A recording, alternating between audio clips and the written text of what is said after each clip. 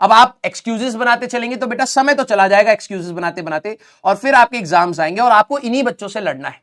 ठीक है, तो जो बच्चे करके बैठे हैं तो first of all very good. मैं तो यही बात बोलूंगा कि आप लोग एटलीस्ट इतने सीरियस हैं कि आप धीरे धीरे अपने क्लास 11th को भी उठाना स्टार्ट कर रहे हैं। बिलीव मी, जब आप दिसंबर में अपना रिवीजन करेंगे तो आपने हल्का फुल्का पहले से एक थोड़ा बहुत पढ़ा है, तो आपको वो डर नहीं लग रहा होगा। आपको लगेगा यार अब ना मैं प्रैक्टिस जोन पर जाता हूं। जो आपने थ्योरी वाला पार्ट पढ़ा है तो आप बहुत जल्दी से अपनी थ्योरी को रिवाइज करेंगे और आप जल्द से जल्द अपने प्रैक्टिस जोन में चले जाएंगे, तो उसका बेनिफिट आपको दिसंबर में मिलेगा। यस, अभी रोटेशन नहीं, अभी rotation will take a lot of time, और आप लोगों के एग्जाम आ रहे हैं तो उसका भी समय आएगा। अब नया जो आपका टारगेट है, ठीक है, न्यू टारगेट देखो, जो डमी वाले स्टूडेंट्स हैं उनका तो कोई स्कूल होगा नहीं। ठीक है, तो जो डमी स्टूडेंट्स हैं मैं आप लोगों को टारगेट दे रहा हूं। आपका टारगेट थोड़ा अलग होगा क्योंकि जो स्कूल गोइंग स्टूडेंट है उनका थोड़ा सा फोकस अलग होगा। तो जो डमी स्टूडेंट्स है, अब आप लोग अपना करेंगे एसएचएम वाला चैप्टर। ठीक है, प्लस अगर आप वेव्स में, या अभी आप चलिए वेव्स को भी निपटाइए, वेव्स का आप चैप्टर पूरा 11th वाले में ये दोनों पकड़ेंगे, और आपका 12th क्लास वाले में कैपेसिटर्स वाला पार्ट रह गया था रिवाइज करना, तो कैपेसिटर्स वाले पार्ट को आप लोग अपना कंप्लीट करेंगे। और अप्रोक्सीमेटली मैं इसके लिए आपको टेंटेटिव डेट बोल रहा हूं, आज से 22 तारीख तक, 21 तारीख तक आपका AITS है, तो 21 सितंबर आप लोग ये लेकर के चलिए। क्लियर? हाँ, आ रहा हूं। यूनिट्स एंड डायमेंशन जो बच्चे कह रहे हैं, बेटा देखो आपको सेटिस्फेक्शन देने के लिए करना है तो आप कर सकते हैं, नो डाउट, क्योंकि वो भी इक्वली इंपॉर्टेंट है और वो एडवांस में भी बहुत ज्यादा पूछा जाता है, तो आप करने के लिए कर सकते हैं। लेकिन मैं आपको कहूंगा पहले आप उन चैप्टर्स पर एनर्जी लगाइए, क्योंकि स्टार्टिंग में ना एनर्जी ज्यादा होती है, तो उन चैप्टर्स पे लगाइए जिसको आप नॉर्मली नहीं करना चाहते। हमेशा रिवर्स स्ट्रेटेजी से काम करिए, रिवीजन में तो खासकर रिवर्स स्ट्रेटेजी। आप वो चीज बिल्कुल मत पढ़िए पहले जो आपको आती है या फिर आप आसानी से कर सकते हैं, क्योंकि स्टार्टिंग में एनर्जी ज्यादा होती है, तो उस चीज पर लगाई जाए जिससे आप ज्यादा से ज्यादा कवर कर सके। तो आप अब स्टार्ट करेंगे एसएचएम एंड वेव्स वाले टॉपिक को, ठीक है, क्लास 11th के, और 12th में आप कैपेसिटर्स को अपना खत्म करेंगे क्लास 12th का। ठीक है, अब कई बच्चे आप में से एग्जाम से जूझ रहे होंगे, ठीक है, यस, हाँ, सारे बच्चे जरा ध्यान सुनना। AITS का आपका I think syllabus all India test series आपकी स्टार्ट हो रही है, तो AITS का आई थिंक 21st को ही आपका फर्स्ट टेस्ट है। ठीक है, और एक मिनट रुक जाओ, मैं आपको सिलेबस देख करके बता देता हूं, और प्लीज इसको टारगेट लेकर के चलना बेटा। ठीक है, सितंबर 21 जेई मेंस लेवल का है आपका। ठीक है, पार्ट टेस्ट है, एक मिनट रुकना, इसमें एक AITS था ना, ये अर्जुना का है, लक्ष्य जेई AITS, हाँ, तो इसमें है आपका इलेक्ट्रिक चार्जेस एंड फील्ड, जो आप लोगों ने पढ़ लिया है, इलेक्ट्रिक चार्जेस एंड फील्ड। अब देखो इनको टारगेट लेकर के अब आप इसको करेंगे तो जल्दी जल्दी चीजें होती चलेंगी। और फिर है आपका electrostatic potential and capacitance, potential and capacitance. Although आप लोगों ने इस चीज को रिवाइज कर लिया, लेकिन कैपेसिटेंस वाला पार्ट रह गया था, तो उसको आप लोग और रिवाइज कर लीजिएगा। ये आपका AITS का है, ठीक है, ये आपका ऑनलाइन ही रहेगा बेटा। ठीक है, और अर्जुना जेई का तो AITS आपका नहीं है, और पावर बैच का भी नहीं है, लक्ष्य जेई टेस्ट सीरीज, हाँ, और आपका आई थिंक बैच का जो टेस्ट है, बैच टेस्ट जो है आपका, जो नेक्स्ट है, दैट इज ऑल्सो ऑन 21 सितंबर। 2 टेस्ट आपके हो जा रहे हैं, है ना, और इसमें है आपका मैग्नेटिज्म एंड मैटर, जो आपका हो चुका है, मैग्नेटिज्म एंड मैटर। ठीक है, और प्लस आपका EMI, ये आपका बैच का टेस्ट का है बेटा 21 तारीख को, और वो आपका AITS का है। ठीक है, सारे बच्चे अब जरा ध्यान से एक मिनट सुन लीजिएगा, आपका बैच का ये वाला टेस्ट है और AITS का ये वाला टेस्ट है। ठीक है, मैं आप लोगों की एक मिनट चैट रोक रहा हूं, क्योंकि आप लोग इधर उधर लिखते चलेंगे तो नुकसान हो जाएगा, फिर हम लोग अपने टॉपिक पर जाएंगे। भाई देखो, मैं जो आपको सजेशन दूंगा थोड़ा सा कड़वा और थोड़ा सा अजीब लगेगा कि सर आप मेरे को ना टेस्ट देने के लिए कह रहे हो, मेरे स्कूल में भी टेस्ट चल रहे होंगे, मैं जानता हूं, और सर मेरे कुछ बैकलॉग्स भी हैं, मैं जानता हूं, लेकिन फिर भी आप अपने टेस्ट को दीजिए। बिलीव मी, मेरे पे हल्का सा भी ट्रस्ट है ना, प्लीज उस पर रख करके आप अपने टेस्ट को दीजिए और टारगेट बनाइए कि यार मेरे को ना ये दोनों चैप्टर और ये दोनों चैप्टर अपने बैच वाले के लिए ये वाले चैप्टर करने हैं। और अभी हम लोगों ने जस्ट खत्म ही करा है ईएमआई, तो ये गर्मा गर्म है और मैग्नेटिज्म एंड मैटर कोई बहुत बड़ा टॉपिक नहीं है, इससे आप आराम से रिवाइज कर सकते हैं। और ये फर्स्ट 2 चैप्टर मैंने आपको पहले भी दे रखे हैं कि आप लोग इसको रिवाइज करके रखिए।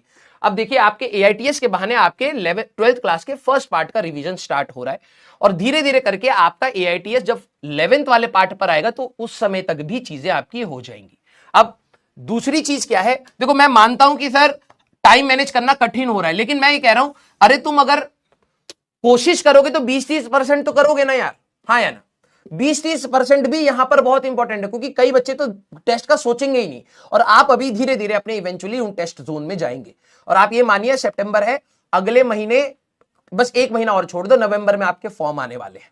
तो आप ये सोचिए अभी आप लोग 11वीं क्लास में थे, ठीक है, जब आपने सोचा था कि मैं जेईई मेंस दूंगा और आपका मौका आ चुका है, तो बहुत कम टाइम बचा है and you have to be very serious बेटा, ठीक है। अब बात आ रही है कि सर हम लोगों का तो स्कूल गोइंग भी है, ठीक है, स्कूल में एग्जाम्स भी हमारे पास चल रहे हैं। मैंने कहा बिल्कुल, तो क्या सर मैं इसको छोड़ करके अपनी जेईई की तैयारी करूं? बिल्कुल नहीं, बिल्कुल नहीं। आपकी जेईई की तैयारी में अगर मैं आपको बात बोलूं फिजिक्स के लिए तो खासकर, तो जब आप अपने बोर्ड्स के लेवल का पढ़ते हैं तो जेईई मेंस लेवल आपका एग्जैक्टली आराम से कवर हो सकता है, ठीक है। तो आपको अपने एग्जाम्स को सीरियसली लेना है और इसमें आपको अभी कोई 11th क्लास का टारगेट नहीं लेना है। जो भी आपका सिलेबस है of school, syllabus of school, ठीक है, आप उसको आराम से उसको खत्म करें। अपना मॉक टेस्ट तो नहीं दे पा रहे होंगे, पीवाईक्यू ऑफ बोर्ड्स इसी साथ में ही निपटा लीजिए, ठीक है, साथ में ही निपटा लीजिए कि यार मेरे को अगर फर्स्ट बुक आ रही है, किसी किसी के हो सकता है ऑप्टिक्स तक आ रहा हो, किसी किसी का ईएम वेव्स तक आ रहा हो, किसी का अल्टरनेटिंग करंट तक आ रहा हो। आज हम लोग अल्टरनेटिंग करंट की, इसीलिए मैंने कहा कि आज हम लोग अपने ना क्वेश्चन थ्योरी वाला पार्ट मेजोरिटी खत्म कर लेते हैं, क्योंकि आप लोगों का स्कूल होगा और फिर हम लोग कल की क्लास में ईएम वेव्स भी स्टार्ट करेंगे और क्वेश्चन भी लगा लेंगे, जो भी इसके थोड़े बहुत बच्चे कुछ होंगे अगर, ठीक है। तो आपका एटलीस्ट फर्स्ट बुक आपके एग्जाम से पहले पहले मैं भी खत्म करवा दूं। हाँ, आपका स्कूल थोड़ा सा तेज चलता है तो हो सकता है कईयों का ऑप्टिक्स भी आ रहा हो, कईयों का वेव ऑप्टिक्स भी आ रहा हो, मैं मान सकता हूं, कईयों का हो सकता है फुल सिलेबस भी आ रहा हो, लेकिन बेटा हम लोग अलग स्पीड से इसलिए चलते हैं क्योंकि हमें डेप्थ में चीजों को देखना होता है, ठीक है। तो आप अभी कोई 11th क्लास का no target of class 11th, आप अपने सिर्फ बोर्ड्स के ऊपर ध्यान दीजिए। अब आपको लगेगा सर डमी वाले बच्चे मेरे से आगे निकल जाएंगे, कोई दिक्कत नहीं, सबकी अपनी अपनी रेस है। अभी आप लोगों को लग रहा है कि आपके लिए पॉज है तो कोई दिक्कत वाली बात नहीं है, आप आराम से अपने सिलेबस पर फोकस करिए। भाई इससे भी तो जेईई मेंस में सवाल बनेंगे, इससे भी तो जेईई एडवांस में सवाल बनेंगे, ये भी तो बोर्ड्स का पेपर उनको भी तो देना है। तो आप ये मानिए कि आपकी एक प्रैक्टिस चल रही है और इसको भी सीरियसली लेकर के एज अ टारगेट ही बनाए। आपके पेरेंट्स हो सकता है आपसे बहुत ज्यादा एक्सपेक्ट कर रहे हो, मैं आपको कहूंगा 75% प्लस पीसीएम, इससे ज्यादा अगर आपका आ जाए तो अच्छी बात है, इससे नीचे नहीं गिरना है। अगर नीचे गिर रहे हैं दैट मींस हो सकता है आपके लिए थोड़ी सी अलार्मिंग सिचुएशन बाद में बने। तो कोशिश ये करना है भाई, इससे ज्यादा हमें फोड़ने की जरूरत नहीं, क्योंकि 2 साल के बाद कोई एग्जाम इसमें क्या स्कोर करा कोई नहीं पूछेगा, इवन आपके मार्च के बाद कोई नहीं पूछेगा। तो यस, इतना कम मत ले आना कि आपके घर वाले आपको डांटने लगे और आपको दिसंबर में जहां आपको सेल्फ स्टडी के लिए टाइम चाहिए फॉर कॉम्पिटिशन, तो वहां पर आप बोर्ड्स के लिए थोड़ा सा चिंतित हो रहे हो, ठीक है। तो आपके लिए कोई no class 11th target, no class 11th target, कोई 11वीं क्लास का टारगेट नहीं है। जब आप लोग अपने एग्जाम्स को खत्म करके आएंगे तब मैं आपको दूंगा, और आपको भी मैं यही दूंगा, एसएचएम एंड वेव्स। प्लीज लालच में इसको मत स्टार्ट करिएगा बेटा, आप लोग अपनी क्लास 12th को ही अपना फोकस बना करके रखिएगा। जब हम लोग वेव ऑप्टिक्स करेंगे तो मैं आपको वेव ऑप्टिक्स में इंटरफेरेंस दोबारा करा दूंगा। आज एसएचएम का दोबारा सा एक और टॉपिक आएगा, एलसी ऑसिलेशन, तो दोबारा से एसएचएम की थोड़ी सी रिवीजन हो जाएगी, तो आपको ये मदद करेगा, ठीक है। तो उसके बाद जब आप एसएचएम, जैसे आपके एग्जाम खत्म होंगे आप एसएचएम रिवाइज करेंगे, जल्दी से रिवाइज हो जाएगा। वेव ऑप्टिक्स से पहले मैं आपको एक क्लास, जैसे अभी फेजर्स रिवाइज कराया था, इंटरफेरेंस के लिए भी मैं आपको दोबारा से तैयार कर दूंगा, तो सो दैट आपका वेव वाला पार्ट क्लास 11th का वो भी आसानी से कवर हो जाए। क्लियर है क्या सारे बच्चे? यस और नो? सारे बच्चे यस और नो? हाँ या ना? यस और नो? राइट? हाँ, प्लीज पैनिक होकर के बहुत बल्कि टारगेट्स मत बनाइए। जो बच्चे स्कूल जा रहे हैं, ओवरऑल क्रक्स मैं आपको बता रहा हूं, जो बच्चे स्कूल जा रहे हैं आप लोग अपने स्कूल के एग्जाम पर फोकस कर लीजिए, कोई दिक्कत नहीं, बहुत बड़ा मिस नहीं होगा, ठीक है। और अगर आपको है कि सर मेरे लेक्चर्स का बैकलॉग बनेगा, तो देखो मैं आपको पहले ही बता रहा हूं, फिजिक्स में अभी आपका ईएम वेव चलेगा, ऑप्टिक्स स्टार्ट होगा, तो मैंने आपको बोला है 15 तारीख के बाद थोड़ा सा हम लोग ड्यूरेशन कम करेंगे, आप उसको रिकॉर्डेड में देख लीजिएगा और थोड़ी सी स्पीड बढ़ाकर देख लीजिएगा। क्लियर है? आपको कोई भी 11वीं क्लास का अभी लोड नहीं लेना, अभी सारा फोकस इसमें रखिए, क्योंकि यही जो मेहनत आज आप डालेंगे ये आपको दिसंबर में दिखेगी, बिलीव मी, ठीक है। जो डमी वाले स्टूडेंट है, आपके पास स्कूल का कोई लोड नहीं है, तो आप लोग प्लीज अपने आप को पुशअप करके 11th क्लास के 2 टॉपिक्स को और उठाइए, एसएचएम एंड वेव्स, क्योंकि फर्स्ट बुक ना आप बहुत जल्दी पकड़ लेंगे, बिलीव मी। जो आपको मैकेनिक्स कठिन लगती थी ना, आप उसको बहुत जल्दी पकड़ लेंगे। प्रॉब्लम आती है फिर से सैचुरेशन आएगा, जब आप दोबारा फ्लूइड्स पढ़ने वाले होंगे दिसंबर में, थर्मोडायनेमिक्स, एसएचएम, वेव्स, इसमें आपको लगेगा यार भाई अब ये कैसे होगा। तो अभी जब एनर्जी है तो प्लीज उस पर, उन चैप्टर्स पर यूटिलाइज करिए, और फिर काइनेमेटिक्स की इक्वेशन, फ्री बॉडी डायग्राम, ये आप बहुत जल्दी कवर कर लेंगे। क्लियर है क्या? यस, वेरी गुड बेटा, वेरी गुड, ठीक है। अब देखो कोई बच्चा आरटीएस दे रहा हो, कोई कुछ दे रहा हो, भाई देखो ये मिनिमम सेट है जो मैं आपको कह रहा हूं। अब अगर आप इस चीज का तैयारी कर रहे हैं, इस चीज का तैयारी कर रहे हैं, तो आपका जो बैच का टेस्ट है वो भी आपका तैयार हो जाएगा, आपका जो ऑल इंडिया टेस्ट सीरीज का जो आपका टेस्ट है वो भी तैयार हो जाएगा, है ना। तो मिनिमम सेट ये है, इसके बियॉन्ड अगर आपके पास समय बचता है तो आप उसको कर सकते हैं अपने अपने कंफर्ट जोन के हिसाब से, लेकिन कोशिश सबको ये करनी चाहिए। क्लियर है क्या? ये 4 ऑप्शन है, ठीक है, सो दैट खुद को भी थोड़ा सा ना ऐसा लगता है कि चलो यार हम लोग स्कूल वालों से पीछे चल रहे हैं, लेकिन आपके एग्जाम में ऐसा नहीं कि बहुत बड़े बड़े या बहुत सारे चैप्टर्स अभी हमारे कंप्लीट नहीं हुए, तो ये मेरे को थोड़ा सा भी सुकून देगा।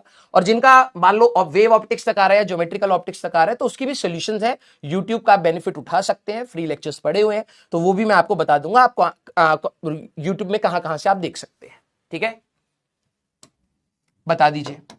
क्योंकि हमारा देखा जाए कल परसों तक, इसी वीक में आपका ये वाला तो हमारा कंप्लीट हो जाएगा, तो जिनका ये है तो आप ये समझिए वेंसडे तक या थर्सडे तक मैक्स टू मैक्स हमारा ये वाला पार्ट कंप्लीट हो जाएगा, ठीक है। इसके बाद तो देखो ऑब्वियस है, बड़ा चैप्टर ज्योमेट्रिकल ऑप्टिक्स है, it will take time. Wave optics, modern and semi, ये वाला छोटे छोटे हैं, लेकिन ये आराम से बाद में हो जाएंगे, ठीक है। जरा एक बार देख लेते हैं, ए ऑप्शन को सिलेक्ट कर लेते हैं। तो 63% हमारे पास यहां है अप्रोक्सीमेटली, ठीक है। 17% यहां तक पहुंच गए हैं, ठीक है। 9% आपका यहां है और 10% के आसपास आपका यहां है, तो ठीक है। जो मेजॉरिटी बच्चे हैं उनके लिए तो भाई ये ऑलमोस्ट मेरी तरफ से फिजिक्स वाला पार्ट मेजॉरिटी मैं जितना करा सकता था मैंने करा दिया है, ठीक है। ये वाला पार्ट बेटा अभी हो नहीं पाएगा, तो ये वाला सर हम लोग कहां से करें? आप YouTube पे अगर आप देखें तो अपना एक एनसीईआरटी वाला चैनल है, ठीक है, आप वहां से इन चैप्टर्स के वन शॉट से आपको हो सकता है ज्यादा चीजें ना समझ आए, लेकिन वन शॉट से आप बस main theory and derivation, question छोड़ दीजिएगा, मेन थ्योरी आप लोग देख लीजिएगा, प्लस डेरिवेशंस आप लोग देख लीजिएगा, प्लस आप लोग कुछ डेरिवेशंस देख लीजिएगा। जैसे इसमें टेलीस्कोप है, माइक्रोस्कोप है, वो जनरली पूछ ही लिया जाता है, लेंस डिस्प्लेसमेंट मेथड पूछ ही लिया जाता है। फिर इसके अंदर जो आपका वेव ऑप्टिक्स है उसमें इंटरफेरेंस की ब्राइट फ्रिंज, डार्क फ्रिंज, उनकी पोजीशन, फ्रिंज विड्थ, ये बेसिक चीजें पूछ ली जाती हैं। पोलराइजेशन में आपका मोल्स लॉ पूछ लिया जाता है। तो ये छोटी छोटी सी चीजें आप अपना थ्योरी वाइज आराम से कर सकते हैं, ठीक है। और बाकी तो मेजॉरिटी बच्चे इसमें है, तो ये सेफ जोन में। क्लियर है क्या? Yes, yes, very good. Sir अभी हाँ 12th हैकर वाले से भी बिल्कुल, जहां से आपको करना हो, प्लस 12th हैकर, जिससे आपको सही लगे, ठीक है। मतलब मेरा ये कहना है हल्का सा आइडिया ले लीजिएगा कि ऐसा ना हो कि स्कूल में आपका अगर सवाल आ रहा है तो आप कुछ भी नहीं लिख करके आ रहे, कुछ तो लिख करके आइए, कुछ डेरिवेशंस करके आ जाइएगा। यस, हाँ, क्लियर। अब आते हैं हम लोग अपने टॉपिक्स पर, ठीक है।